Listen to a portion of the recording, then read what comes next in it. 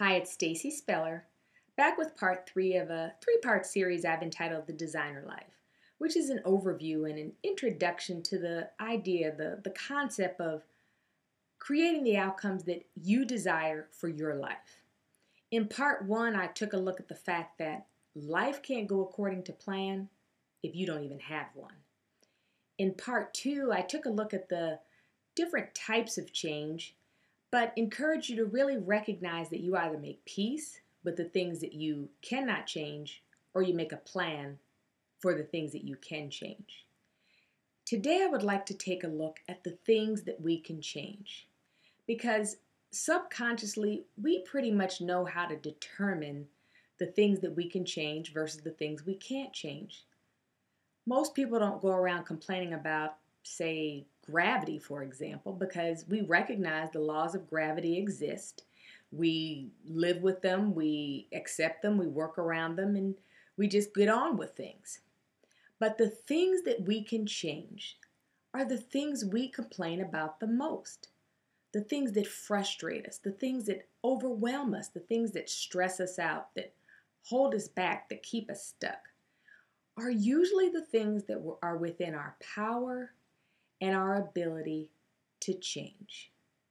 So as we look at the idea of change, I'd like to use as an illustration, an example of the elements of change that must be present, the story of the prodigal son. It's one of my favorite stories, and most of you know it. It's the story of a young man who took his father's inheritance and he left ahead of time and went off on his own and made some bad decisions and eventually ended up in a bad place, in a difficult situation, certainly in an uncomfortable place, something that was below his standard and something that he certainly would not have chosen on his own. But he recognized that he needed to do something different. He made a decision, he committed, and he didn't concern himself with anything other than going back and reconciling and restoring things with his father. And those are the 4 elements that must be present for each and every one of us as we look to make change. The first element is we have to recognize the need for change.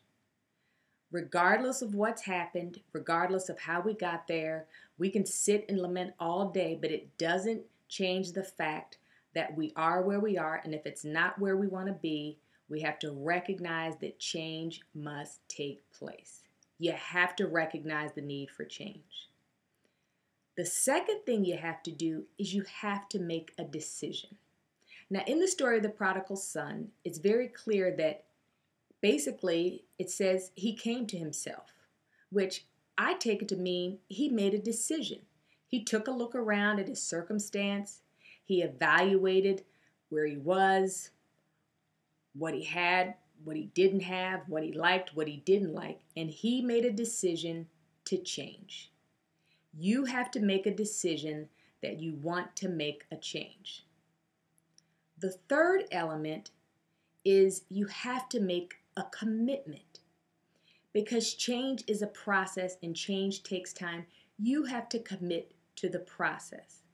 So when you find yourself in the midst of change, and maybe it's not comfortable, maybe you don't like it, maybe you wish things were a little bit different, you wish things could speed up, you wish the process didn't take so long, you have to focus on the fact that above all else, you made a commitment.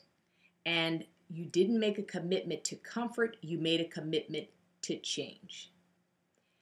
And the fourth element is that you have to be willing to not concern yourself over the things that don't have a positive impact on your outcome.